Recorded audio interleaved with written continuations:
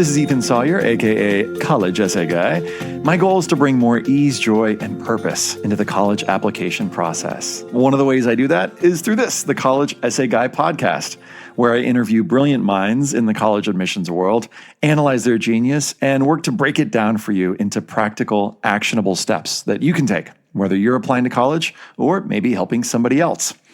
So this is the last episode in a 3-part series on paying for college. My guest is Joan Liu, a college counselor who has a giant heart to go with her giant brain. In this episode, she draws on her years of experience helping international students who need financial aid in order to attend college in the U.S. We cover a range of topics that will apply to not just students, but also their counselors, including, first of all, how is the application process different for students who need financial aid?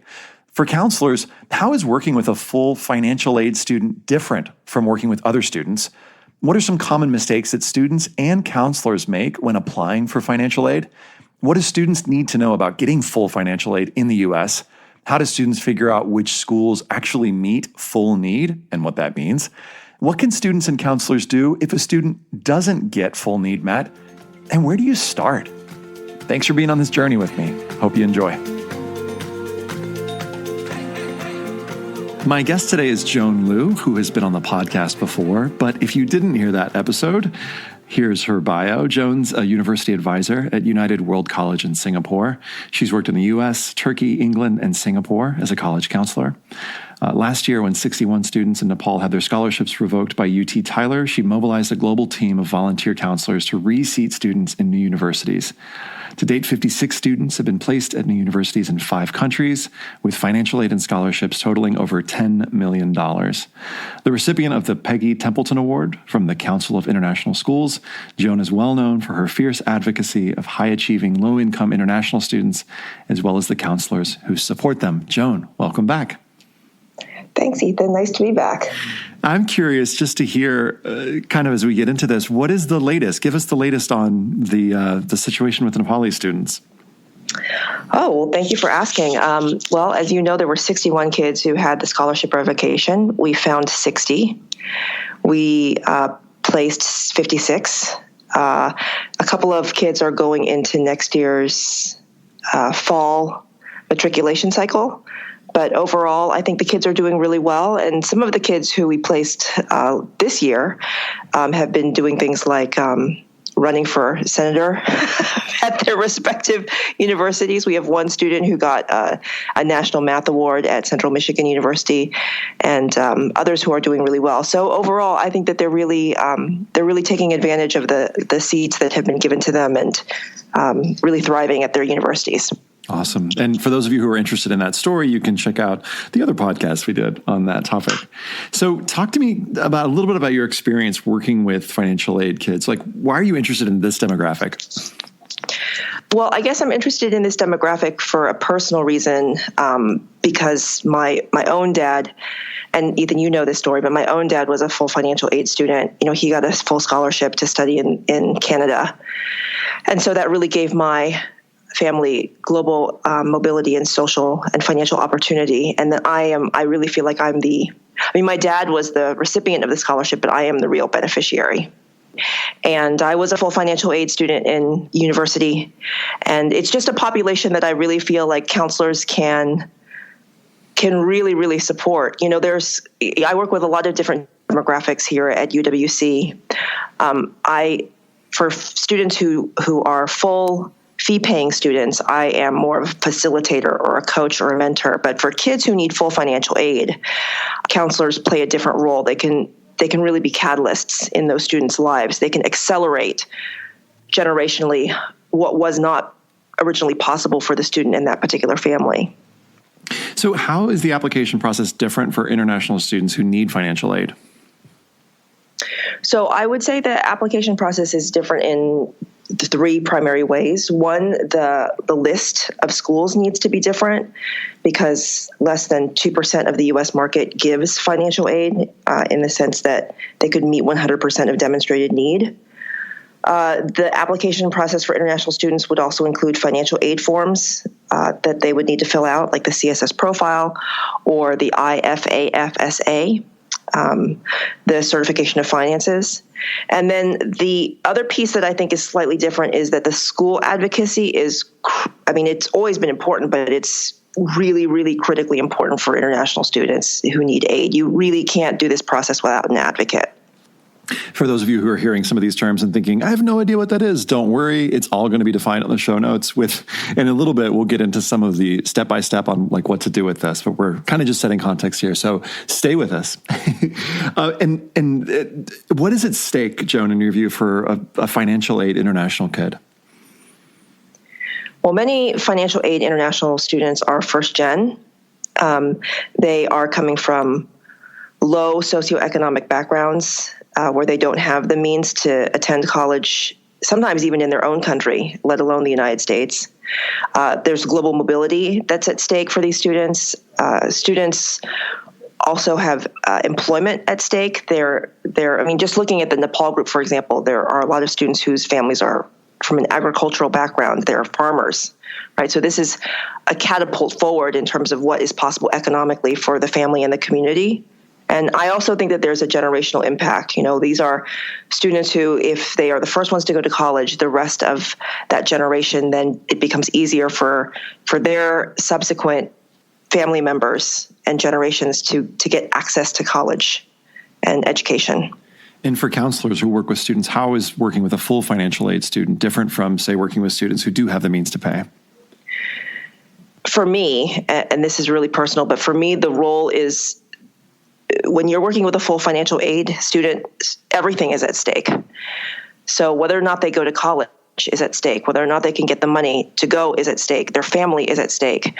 And while I would say that for a fee-paying student, those same things are at stake, it's not sort of make it or break it, right? Because maybe a fee-paying student is coming from already usually a family that already has the means to pay.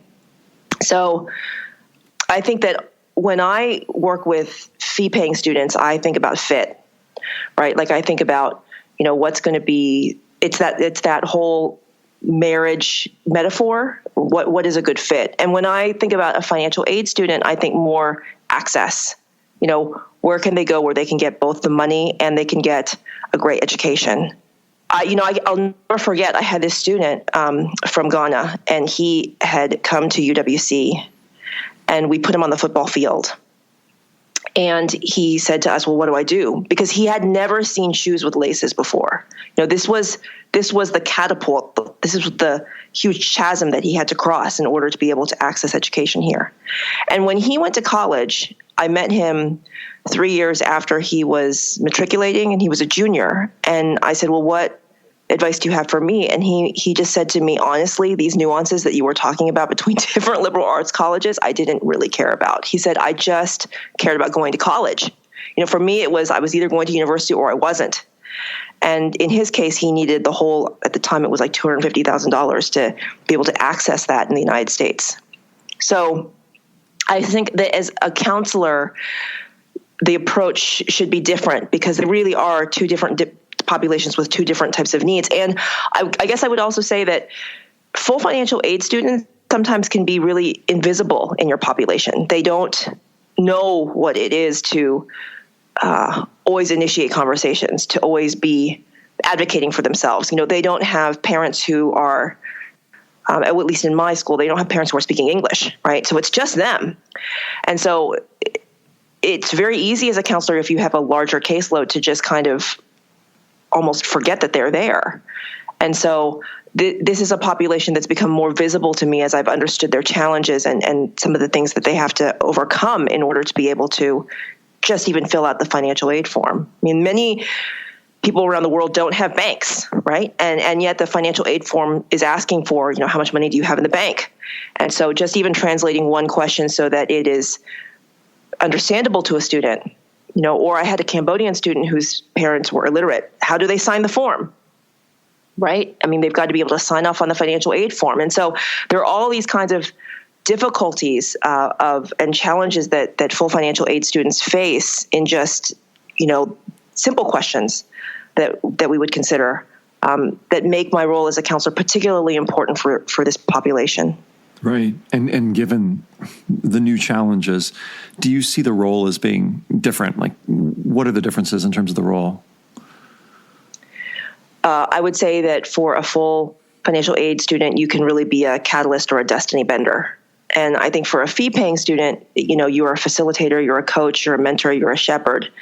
But, when you're dealing with a fee-paying student, that student is going to go to college. So it's just a matter of which one. And for a full financial aid student, it's whether that generation is going to get access to college, really. Right. One of the things that we've talked about before is taking, you said, like a more high-touch approach with some of these students. I look at their academic credentials. I say, here's a list of colleges that could offer you at the particular point that you are at full financial aid, possibly. Because for a student who needs full financial aid, they don't have a safety. They don't have it. There's no such thing as a safety school. I mean, I guess a safety school would be going to school in another country or their own country, possibly. But I basically say, okay, here is the list, and I am almost like a dictator. So I really feel almost like, I guess the word would be aggressive, but I feel like I am dictating to that student, okay, you are going to do early decision, and then you're going to do early decision 2, and then you're going to do regular decision. And I'm just going to say to them, here is what we think is the best strategy for you to get the amount of aid that you need. And so that whole idea of, well, I have the luxury of deciding whether or not this is going to be my first choice, and do I want, this particular liberal arts school over that particular liberal arts school? And I mean, I kind of throw a lot of that out the window, and I look at the schools that have the money. I look at this kid's academic credentials, and I don't let the student apply to schools that cannot meet the full need of the student. So I would say the list is critical. Like, I would call this under the bucket of list management. That's critical. I would also say, and many people might disagree with me here, to in the same way that you look over the common application, or the same way that you are helping a student with the essay, to also have an understanding of financial aid forms and to look these over. Kids do not understand a lot of this U.S.-centric language, assets, savings, all this kind of stuff. I mean, savings is a very American type of concept.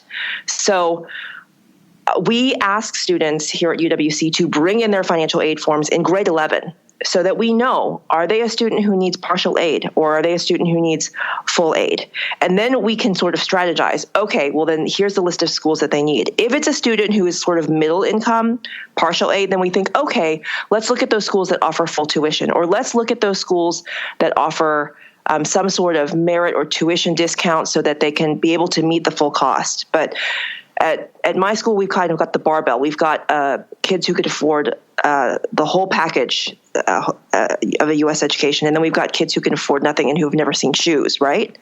So that would be my approach with kind of both ends of the spectrum. I'm hearing so far that some of the mistakes students make are, applying to schools that don't offer full aid but offer full tuition, right? There's also the financial aid forms. Are there any others? I'm really into this list. Are there any other common mistakes that you see students making in this area? First of all, at some of the schools that are need aware and meet full need, you can actually see where else kids are applying, right? Because on the financial aid form, it will actually say to you, what other institutions are you applying for? And when I was in Turkey, I noticed that kids would basically write down the list in the order in which the kids wanted to go to a school, right? So in other words, they're kind of like listing all of their institutions in the order in which it matters to them versus alphabetically.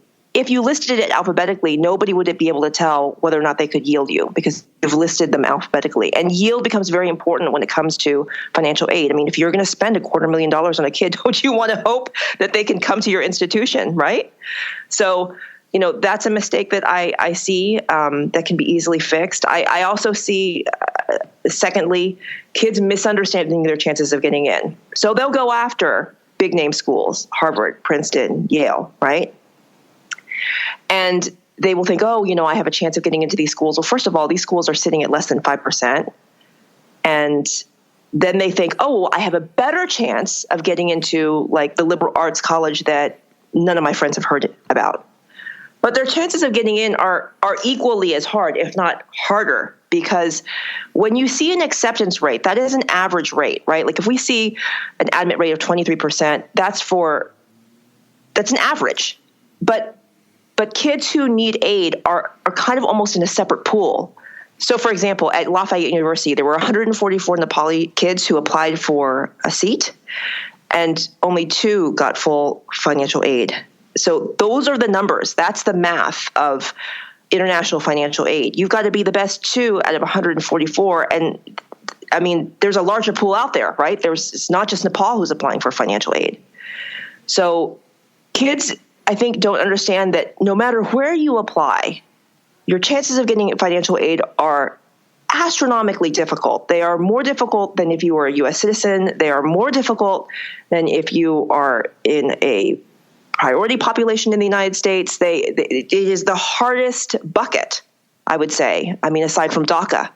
So the odds are, as they say in the Hunger Games, are not in your favor. So you've got to be very, very careful about the list and managing your expectations. And I would also say another mistake is just focusing on the United States. It's not like the number of seats that are fully funded are growing each year. If anything, the number is decreasing. And there are more students from outside the United States applying for that limited number of seats.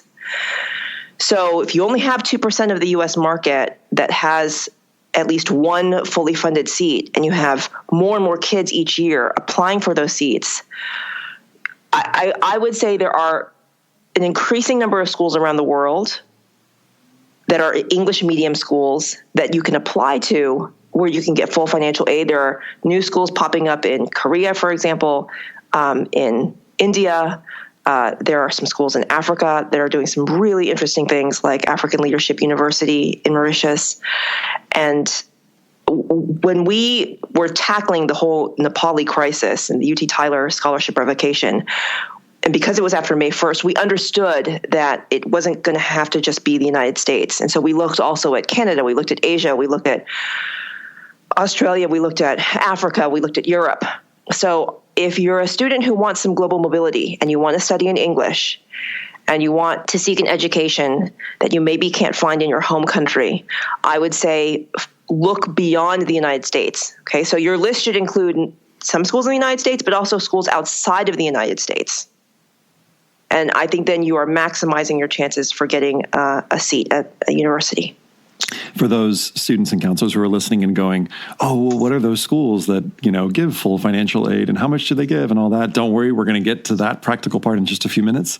Before we get there, though, Joan, what are some of the big mistakes that you feel like teachers and counselors make when they're working with students? So I guess I would say on the U.S. side, if you're a counselor who's working at a school, you've got international students, whether you're working at a public or private school, the student sometimes comes to you in grade 11, right, or grade 10. They're not completing their full education with you. And so one thing that I often see is that you maybe don't know or the student hasn't presented any information that would give you the narrative of their life before they entered the West. And so sometimes I see recommendations that are almost presenting the student as their life just started here, right, in the West. That's when their narrative began. Or, and I think this is very unintentional, presenting the student as a stereotype and not really pulling out the uniqueness of a student. So here's a good example of that. One time a counselor said to me, because it was like April 1st, oh, my students didn't get in. Can you look at my recommendations? It was a U.S.-based counselor. And I looked at the recommendations, and the students were from Africa. And so there were just a lot of stereotypes in the recommendation that I think that the counselor didn't even realize that they were perpetuating, and so really trying to get down to the uniqueness of a student. And I think that is one thing that is a mistake that's unintentionally made. And then I would say counselors not feeling that they can take a heavy hand with list management. I think as a counselor, you can fully say to a student, we really strongly recommend that you are applying to these schools, or that is not a school that offers full financial aid. You can't apply there. Don't even try. Like, I think it's okay to be that dictatorial when so much is at stake. So and there are probably a lot of people who will disagree with me, but I feel that this is an important piece to understand. There are students who don't have the luxury of choice, in the sense that they don't have the luxury of understanding the nuances of research. We have students who come here in grade 11 from like Sierra Leone, Pakistan, Afghanistan, they are not where the rest of the population is in terms of information, education. And so I think it's okay to kind of, as a counselor, be like, here, let me do some of the legwork for you and, look at this particular list. I guess the other thing would be counselors feeling like they have no right to look at financial aid documentation. And I would say that because financial aid documentation is so important to the students' narrative and your understanding of what they need, being able to kind of see, okay, what exactly is a student dealing with? What are their challenges? I think it's okay to look at financial aid documents when the student gives you permission to. A lot of counselors will say, well, but it's a privacy matter, blah, blah, blah. But if a student fills out their financial aid documentation wrong, which I've seen, then you're dealing with a gap. And then you got to get involved anyways. I had a student from the Sutton Trust in the UK in 2014 get a $7,000 gap times 4. That's a lot of money that was exceeded what his particular family earned in just 1 year. So looking at the financial aid documents, trying to see if all the numbers make sense, this is really helpful to the student in the end. Joan, what are some things students can do to help their counselors advocate for them? Okay, if you're an international student and you need full financial aid, here is what I would suggest that you do. Okay, first of all, if you don't have a counselor, find an advocate. So if you are listening from another country outside the United States, your best advocate would be your local Education USA office. This is a free arm of the U.S. State Department that is tasked with helping and supporting exactly you who do not have a counselor, okay? If you do have a counselor and you're in a school in the United States, one thing that you can do for yourself is to write down the narrative of your life before you go and see your counselor. Just, where you were born, what your parents do, what you want to study, how many brothers and sisters you have, just biographical, almost like details of yourself, and give it to your counselor in writing so that your counselor can just quickly look at it and understand where you are coming from. Also, the curriculum that you were studying. A lot of counselors in the United States, why would they know what the WASC is in Africa, or why would they know what A levels were outside of the United States? And so you need to kind of try to explain to them what curriculum you're coming from. I mean, think of yourself as almost like a reverse educator. Here's what your counselor needs to know about your background in order to be able to help you, okay? And then I would say the other thing is, if you have a transcript that is in another language, have that transcript, ask the school if there is somebody at the school who can translate this, or work together with your school to get a translation of your transcript. So bring your original in, or have your former school send it to your current school in its original language, and then have it translated. And what are some things counselors can do to be better advocates for full financial aid students? Make it part of the system to get the financial aid documentation earlier rather than at the point at which the student needs it. So if there's any way that you can even have it be just in the same way that maybe you're asking a student for a questionnaire, or you're asking, I know private schools ask for sometimes parent questionnaires or kids to fill out like an extensive survey, ask for the student to fill out an old IFA FSA in grade 11. Work with the student to really manage their list. Make sure that the kid has checked all the schools to see if they offer full need, not just full tuition, but full need. I've had a couple kids come up and say, well, no, but it says full tuition. And I was like, but you've got to also live. You've got to also live at the dorm. Right. So, you can kind of teach, if you've got a huge caseload, you could bring all those kids together, just take one session and go through what they need to know to kind of manage it themselves. Or if you're a counselor with a smaller caseload, you can kind of go through it like piece by piece with a kid. And then I would just say, really try to think about, as a counselor, getting the background of the student so that you know what the expectations of the family are, how much money you're dealing with, and then try to get the kid to understand that really the biggest piece is the money piece.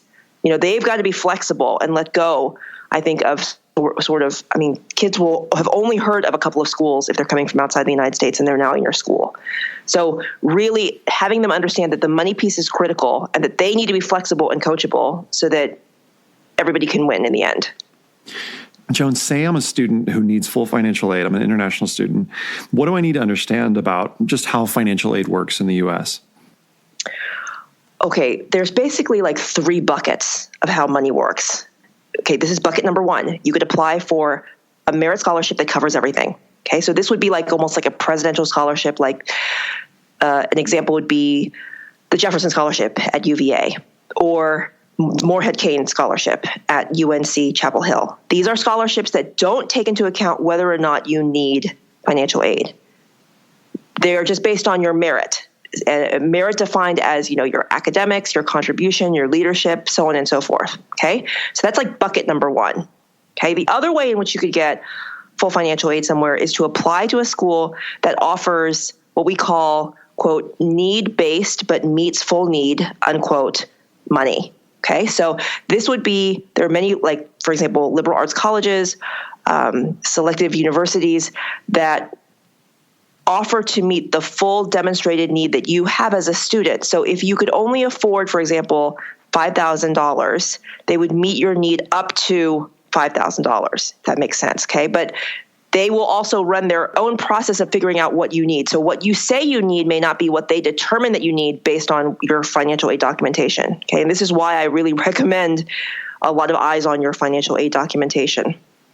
Okay, so that's the second bucket, right? These are schools that are paying attention to your need.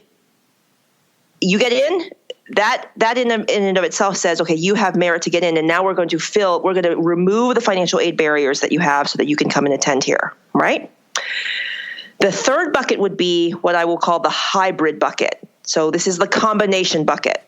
These are schools that have full tuition scholarships and then also have some sort of need-aware process so that on the school's end, they are pulling together pieces from different money buckets, so to speak, so that you can get a full package, right? So maybe they have like merit money, and then they've got money set aside also for financial aid, and they're you don't need to know this as a student, but they're kind of putting things together so that you can have a full package.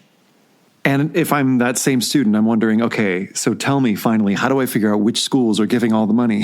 How do I figure out, for example, which schools meet full need? Yeah. Okay, so number 1, what I would say is, I personally feel the best resource out there is the Jenny Kent list. And I know you've had Jenny and Jeff on your podcast before. I think they've done such an amazing job. I mean, it's so manual what they have done to pull out all the data from all these common data sets from universities, but it's a really comprehensive and accurate list, and you can sort the list. Okay, so once you get the list, you can go to their website, and I'm sure you're going to put it in the show notes. But you can sort the list, and you can see, okay, where are the schools that are giving really robust need-based packages, right? Then the other thing I would say is go to your local Education USA office.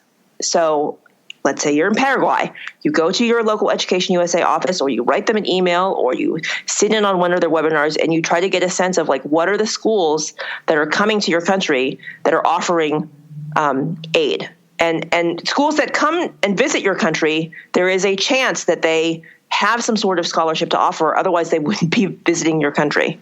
So, schools kind of keep in mind where they can and cannot fund students. And so then I would also say you go and you do significant research. So you go to individual school websites and you look to see their financial aid page, and you see, okay, are they offering scholarships? What do I need? I will say that for any student who needs full financial aid, there is what I would consider to be hidden costs. Okay, so this is really important to know. Even if you got a seat and you got a full financial aid package, okay, whether it was a full merit scholarship or a need-based aid package or some sort of hybrid, you still need some amount of capital because you've got things like SEVIS fees, student visa fees. If you're coming from outside the United States, you're flying to the United States, right? There are some costs that are associated with this that I would say will probably run you something like $3,000 to $5,000 USD. So this is important to know, because I think sometimes the other thing is that once students have gotten the miracle seat and a fully funded seat, they're suddenly like, oh my God, I've got to take care of the plane costs. So yes, you do. So So these are things to kind of keep in mind. The other thing I would recommend is when you look at the list, let's say you're looking at Jenny Kind's list, really look at where there are the most robust financial aid packages and think less about the name and more about access. If these are schools that have committed to being able to fully fund an international student, then these are schools that have supported international students in the past. They have services for international students. They've made a commitment to you all. So I would say think less about the name and more about, what can this school offer me? And not get caught up in let's just call it the prestige game. This is not to say that there aren't wonderful schools that are super selective and that have a brand name. I mean, that's fine, but there are going to be more students in the world applying to those schools and fewer students applying to sort of lesser known schools. So I would say go after where you can have full access to the university. So Joan, what happens if a student ends up with nothing, or let's say not enough financial aid? What, in that case, can a student or a counselor do? Things that I've seen students and counselors do that I think have been very effective is, one, to make it public. So if a counselor can get on a listserv and ask questions or ask if there's anybody still offering aid, so on and so forth, I think that that's really helpful. I think if the gap is small, the gap can be fundraised. To some extent, even I almost feel like we're living in a world where we should expect to fundraise a little bit, like the flight at least, because I just think that you've got to have some amount of capital for this to work. And so if the school can rally around this, or the kid can fundraise or crowdsource, I would say if you're a counselor to ask admin for help. I'm thinking of a counselor in Canada. He had a student who had a small gap. He literally went to his board and asked for help. And because of that question that he asked, that student is going to school next year in Canada. And there are ways in which a student can pay this back. So, for example, you can get creative. You can say, okay, we'll give you this amount of money. You work for us and do these tasks before you leave. There are just different ways in which to think about money, right? Like, okay, because I think sometimes people think, oh, well, this is just free money that I'm giving the kid. Well, okay, well then have the kid be an intern in your office and then give them the money as almost payment, something. I don't really. I guess I will say I don't really accept that when people say, well, nothing can be done. They just don't have the $2,000 that they need to get on a flight. I think that it can be done. I think it requires an acceptance that there's additional work that you're willing to take on. But I think that work in the end can change a life. So if you can't do the work, maybe you can assemble a team. So oftentimes, like with the Nepal situation, we assembled a team of like 8 women and we just went after it. And so I think that assembling a team, getting other people on board, getting your admin to help, if admin won't help, asking people specifically, would you be willing to fund a flight? Having the students themselves fundraise, like teaching them how to do that. And maybe that's part of the process. And maybe that's where we're going in this profession, right? Because every year I see people not able to go to college because of maybe $1,000, $2,000, less than $5,000. But I feel like that should not stand in the way of a student's education. And so maybe there will come a day when part of our job is, or part of a school's job is thinking about like how to teach kids how to fundraise as like a skill for the future, right? There's all these things now about entrepreneurial studies and leadership studies, but there's also the big issue of money. So say I'm an international student and I'm pretty sure I'm going to need financial aid, but I have no idea where to start. Give me the practical step-by-step. What do I do? Okay, you start with your school and you ask your school who in the school is the unofficial counselor, because many students outside of the United States don't have counselors. Okay, and then after that, if there's no unofficial person who has taken this on, you go to your Education USA country site. There is an Education USA office in most places in the world. If not, then find the one that's closest to you. So, okay, if you're in Togo and Togo doesn't have an Education US office, you go to the one in Ghana. In other words, try to find an advocate Okay. Or maybe there's a local international school that's next to you. Try to find somebody who is willing to at least give you a little bit of guidance. It's I would say impossible to do this on your own. The other thing that you could do is you could look at some, what I guess I would call them bridging programs. Like my school, United World College, we take students in grade 11 on full scholarship. The African Leadership Academy also selects for great students on the continent and brings them in grade 11. Bridge to Rwanda, if you're in Rwanda. I mean, there's some access programs, in other words, that function almost like the CBOs in the United States. If you can get into one of those programs, that can also make the path to getting to the United States a little bit easier.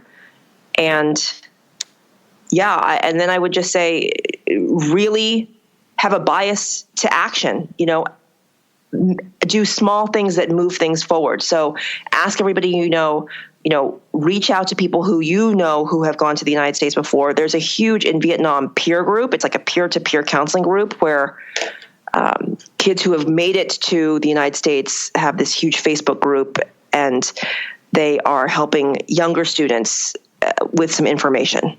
So I think that all of these things can help maximize your chances of getting further in this process. So in the same way, I feel that getting to the Olympics is monumentally difficult. And I am sure there are people in the world who get to the Olympics on their own. But boy, does it help to have a coach. So I think as much as you can, trying to find somebody who has knowledge is helpful to you, because the thing about the U.S. process that differentiates it from other processes around the world is that it requires third-party endorsement, right? It requires teacher recommendations. It requires a counselor recommendation. It requires school profile, some sort of narrative about your school so that people understand your context. There's only so far that you're going to be able to get on your own. I think that some kids are able to do it. I think that if you can find, there are some Education USA offices that run a competitive college club. It's called a CCC, or an opportunity funds program, where they select and then they give guidance to kids who are particularly competitive and who they think they have a chance at getting a seat. So I think that by all means try, but I guess if you are doing this on your own, I would also say really take a look not just at the United States, also take a look at Canada and other places in the world that can give you what you want and that can sort of increase your odds of, I guess I would say, going abroad, right? Global mobility. Joan, what do you want students who are international students seeking full financial aid, what do you want them to know? I want them to know that there are some really terrific resources out there, like the Jenny Kent list, like the Education USA offices around the world, and that there is an ecosystem actually out there that I'm hoping that they can be able to tap into. So do the hard work, do the legwork, be proactive, be willing to put the hours in, and you will increase your chances of being successful. Just in the same way that somebody who is wants to get to the Olympics will put in the hours to run those marathons, to put in the hard work to lift those weights. There's no shortcut to this. So that would be my advice to international students. And also to wish them luck, because I think that, and just to kind of bring this around, Ethan, I'm ethnically Taiwanese. But I was born in the United States. I feel like I've had enormous opportunity in my life, but that only really came because my dad was able to get a scholarship, and he got a scholarship because there was a friend who told him. He didn't have a college counselor. There was a friend who told him about a scholarship at University of Alberta at the time, and my dad acted on that, and that action propelled what was possible for me. And so I guess I would just say, have a bias towards action. Keep moving forward, whatever small steps you can take, and follow leads. Good luck to everybody out there who's listening, who's an international student, and my best to all of you. Joan, thank you so much. Thanks for listening. So from the world of financial aid, we turn in the next 2 episodes to the worlds of homeschooling and self-directed learning. First, you'll hear some advice for homeschooling students and their families from homeschooling expert Becca Orlovsky. And then you'll hear my interview with one of the rising stars of the self-directed learning movement, Mr. Blake Bowles. We'll talk about why you can quit high school and be okay. Sound interesting? I hope so. Be well.